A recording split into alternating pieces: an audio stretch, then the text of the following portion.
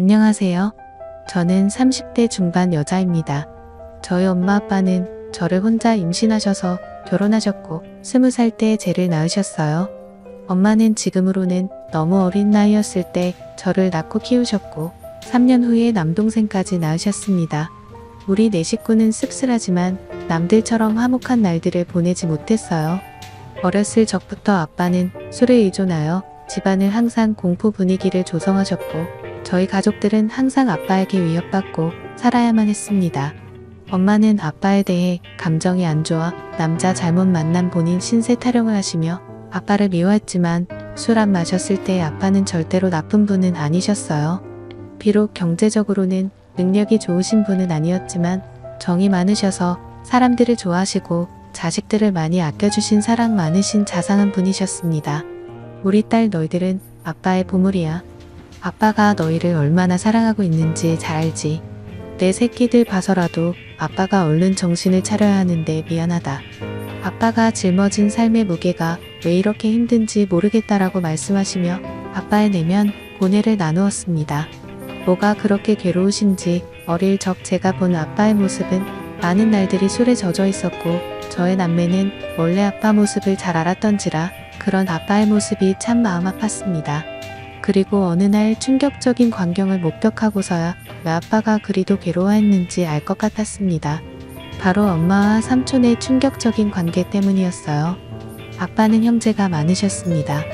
아빠는 5남매 중 장남이 있었고 비록 큰 고모 한 분 계셨고 아빠들 밑으로 삼촌들과 고모들이 계셨습니다.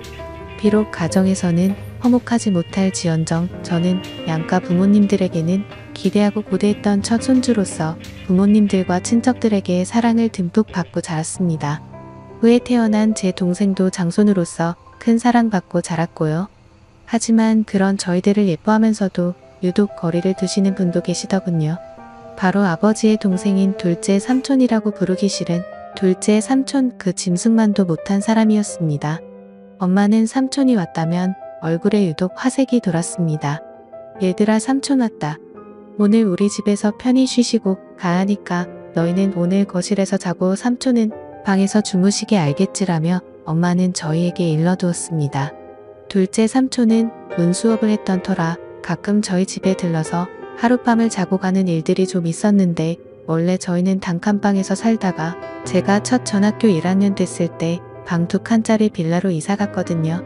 둘째 삼촌이 저희 집에 들을 때마다 그중 제 방을 삼촌에게 내어드리고 남동생과 거실에서 잤습니다. 저는 삼촌이 저희 집에 올 때마다 맛있는 간식을 사가지고 와서 어색한 가운데에서도 저희랑 놀아주는 게 좋았고 그걸로 인해 멀기만 느껴졌던 둘째 삼촌에게 조금씩 정이 쌓여갔네요. 둘째 삼촌이 올 때마다 아빠도 술을 안 마시고 부모님들도 간만에 분위기가 하기에 좋아져서 한때 저희는 둘째 삼촌이 오기만을 기다리기도 했습니다. 그런데 어느 날 새벽이었어요. 제가 힘든 가정에서 살다 보니 어렸을 때부터 눈치가 빨랐고 명확하다고 해야 하나 나이에 비해 철이 조금 빨리 든 케이스였어요.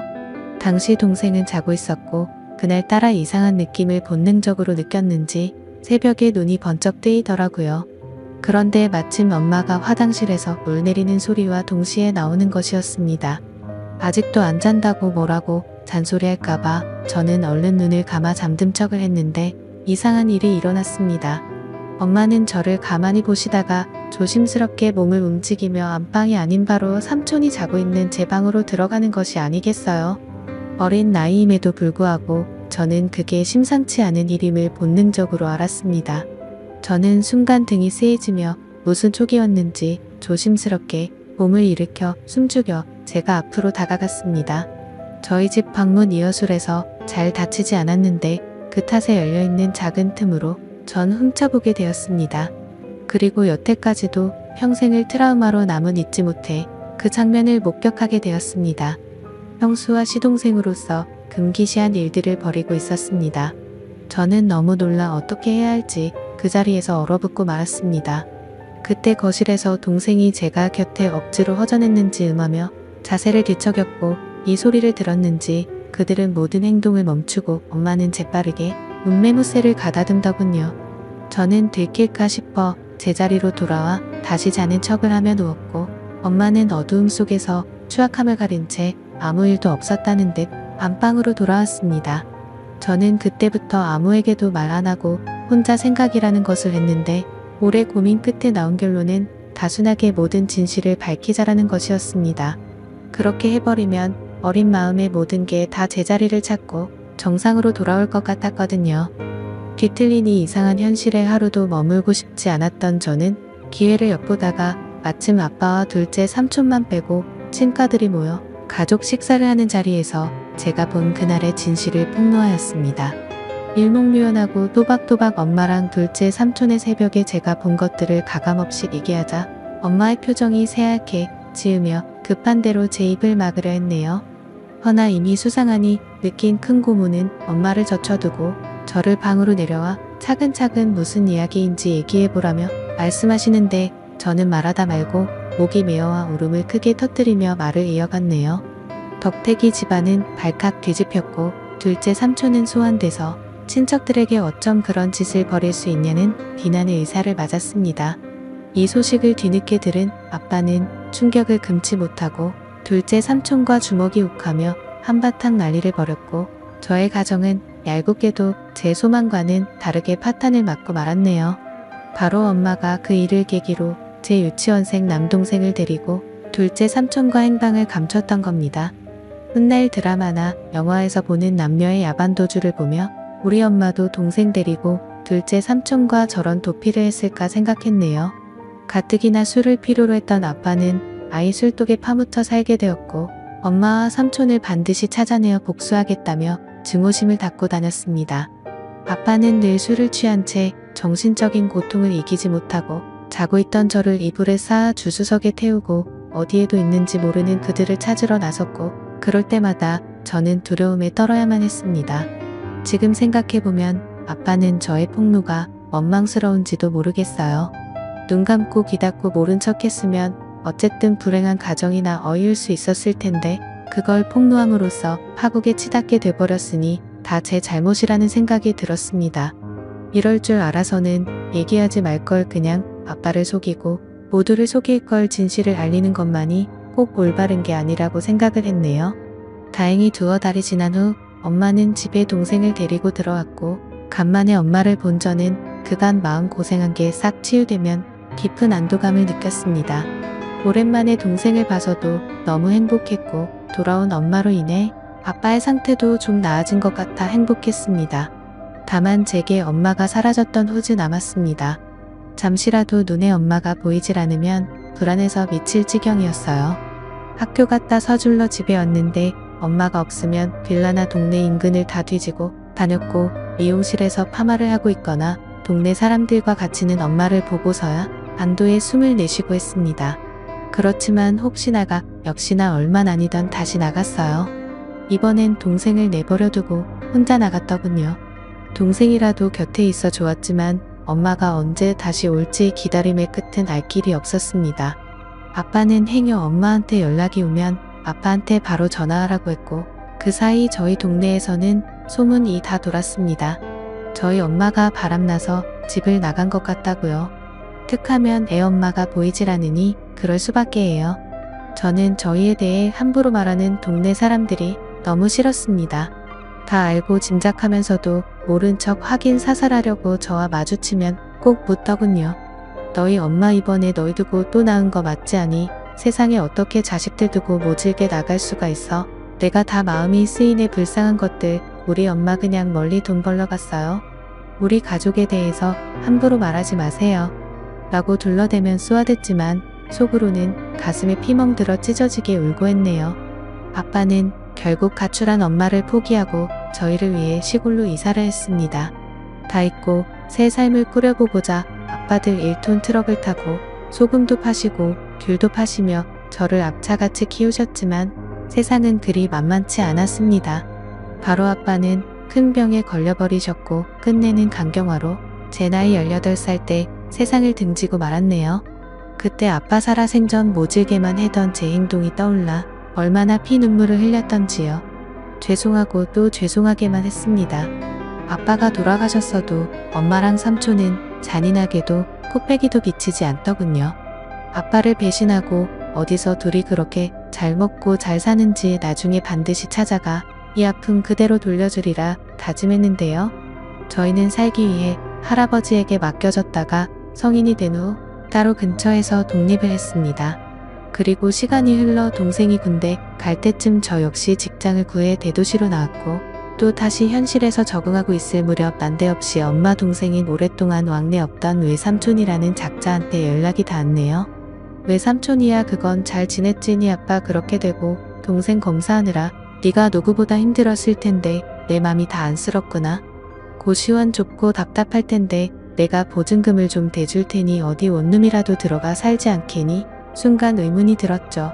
갑자기 외삼촌이 왜 나한테 뭔가 이상해서 좀 알아봤었는데 예상치 못하게도 그간 연락이 끊겼던 제 친엄마가 외삼촌 뒤에 있었던 게 아니겠어요. 저와 동생을 버리고 그 놈이랑 살림 차리겠다고 도망가서 정떼며 살았을 땐 언제고 이제 와서 왜 이렇게 우의적으로 나오는지 고맙기는커녕 귀가 찼습니다. 아빠와 저희를 배신하고 그 짐승 같은 둘째 삼촌 놈이랑 도피해서 얼마나 때깔 좋게 잘 먹고 잘 살았는지 확인해봤더니 이게 앤걸 어느새 남자를 갈아버렸네요. 제가 이 사실을 입 밖에 내니 엄마는 주위를 살피며 은밀하게 말하게 자신 낳고 살다 보니 안 맞는 부분도 많고 사람들 눈도 있고 윤리적으로도 이건 아닌 것 같다 뒤늦게 맘먹고 정리했다. 지난 세월 죄책감 떨치고 새 인생 살고 싶어 너하고도 연락한 거고 라고 합니다. 순간 뭐지 싶었네요. 그렇게 쉽게 헤어질 수 있었을 것을 여지껏 저희 가족 생채기 다 내놓고 일이 저질러질 대로 다 저질러 놓은 후에야 헤어졌다니요. 엄마를 가지려고 아빠를 배신한 삼촌도 같은 생각이어서 순순히 헤어졌다는데 말도 안 돼. 그들의 파렴치한 폐륜 때문에 상처 입은 사람이 몇인데 멱살 잡고 쫓아다니며 피해 보상이라도 받고 싶었습니다. 엄마는 결국 삼촌과 금기된 사랑을 끝내고 다른 남자랑 세 번째 결혼을 했답니다. 참 능력도 좋으시지. 엄마는 제 동생 일합시고 둘째 삼촌 사이에서 낳은 남자의 여자의 한 명씩을 제기 소개했습니다. 저를 동생들과 함께 인사시키며 얘들은 내 동생이고 너희들도 언니한테 인사해라. 동생 돌보는 거 보니 지금 여기 있는 동생도 잘 돌볼 것 같더라. 다 네 핏줄들이니 아지로서 잘 챙겨라. 뭐니뭐니 해도 남보다는 형제가 최고야. 남보다도 못한 형제들도 많죠. 저나 이 애들이나 다 배신이 피가 흐르는 엄마 자식들인데 나중에 서로 뜯어먹겠다고 뒤통수 치고 그러면 어쩌죠? 라고 대꾸하자 엄마의 표정이 점차 살벌해지기 시작했네요. 전혀 패인 상황의 내막을 모르는 새아빠는 분위기를 환기시키고자 그저 허하시더라고요. 새아빠는 평범하고 사람 좋으신 분이셨습니다. 엄마는 정말 미웠지만 가족들이 그리웠던 저는 엄마를 용서하고 잘 지내보려고 노력했습니다. 허나 엄마와 삼촌의 트라우마는 쉽게 잊혀지지 않더라고요. 엄마 역시 지난 세월을 후회하며 저와 함께 잘 살려야 하는 것 같았지만 제가 본인의 치명적인 비밀을 알고 있으니 저를 편히 대하지 못했습니다. 심지어는 저더러 미용실에서 엄마라고 하지도 말라고 하고 주변인들에게는 저와의 관계를 숨기려 하더군요. 새아버지가 절 자식으로 인정한다며 친척들에게 소개하려 할 때도 엄마는 필사적으로 행여 책 잡힐까 싶어 말렸습니다. 엄마의 숨겨진 자식으로 살아야 하는 기분도 참 더럽더이다. 더러운 놈의 둘째 삼촌 자식들은 엄마 거리며 당당하게 살고 있는데 우리 아빠 자식이었던 전 왜 숨겨져야 하는지 감정이 분노가 스멀스멀 살아났습니다. 더욱이 참을 수 없었던 건 엄마는 수련전만 하면 꼭 아빠 욕했는데 난이 아빠가 아직도 지긋지긋해. 나 O형인데 왜 니들 아빠처럼 A형이냐고. 너나 네 동생이나 아빠 너무 쏙 빼닮아서 싫어. 처음부터 내 손으로 쭉 키우니 새 동생들한테 정이 더 가더라고. 왜 같은 손가락이라도 더 아프고 덜 아프고 하잖아. 네가 차별받는 것도 다 네 아빠 탓이고 내가 삼촌과 불륜 저지른 것도 네 아빠 책임이야. 아라니 아빠 결혼 자체가 나한테는 인평생 지옥이었다고. 삼촌과 불륜을 저지른 건 모두 다 아빠 잘못이라고 떠넘기며 책임을 지었습니다. 참을 수가 없었습니다. 저는 결국 엄마를 용서하지 못하고 자리에서 일어나 엄마에게 마지막 인사를 했네요. 이제 도저히 못 들어주겠다. 엄마한테는 최악의 남편이었을지 모르겠지만 우리한테는 최고 좋은 아빠였어. 이제 더 이상 엄마 못 볼 것 같아. 우리도 그만하자. 엄마와의 지긋지긋한 인연이야말로 끝내기로 맘먹고 결혼을 선언 후 다신 엄마를 보지도 찾지도 않았습니다. 엄마도 마찬가지였고요. 엄마와 저는 지독한 악연이었습니다. 전 여전히 세상에 혼자 지내고 있네요. 남자가 두렵고 제 몸에 엄마의 더러운 피가 흐르는 것 같아 저는 결혼을 못할 것 같아요. 엄마 때문에 제 자신도 상대방도 믿지 못해요. 아무튼 영원히 그럴 겁니다.